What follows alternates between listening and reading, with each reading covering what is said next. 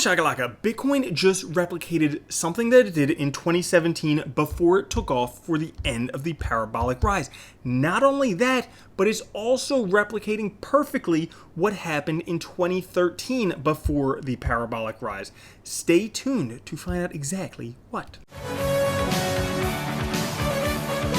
What's up everyone, Randall here from Crypto Love. Bitcoin has just replicated 2013 and 2017 before the end of the parabolic rise. Today we're going to talk about exactly what those things are. Before we do, guys, head on over to Twitter. Join us at the Crypto Love, where every Friday we give away one of these sweet shirts, whether the market goes up, down, or sideways. Now we're going to get into what Bitcoin did just recently, right after we talk about where Bitcoin is right now. If we take a look at Bitcoin right now, it's still just sitting in this wedge. I mean, even with BTC Miami, even with Max Kaiser's prediction of Bitcoin would see new to all-time highs by June 4th, it didn't happen. We are still in this wedge. We started to break out, and then Elon tweeted his Bitcoin tweet, and then the price came back down, and now we're just sitting, again, back in here. Now, this is danger territory for Bitcoin. This is the danger zone because we could break up, we could break down. If we break down, we would probably be fulfilling this giant head and shoulders, this big green one,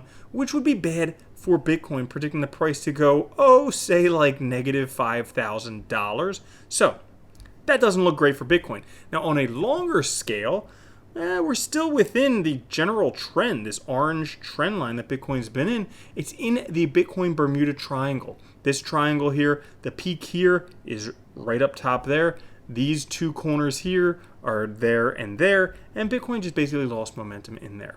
So what did Bitcoin just do that identically replicated 2017 and also 2013? Because we want to know, is Bitcoin going up? So in this post by Trading Shot, the alt dominance shows this may not be the top for Bitcoin. If we take a look at this blue line, this is the alt dominance, okay? And as we can see, back in 2015, there was the alt bottom.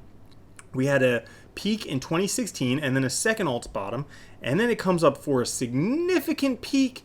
And if we see the correlation with that peak to the Bitcoin price, which is this green and red chart behind it, that was kind of right in the middle.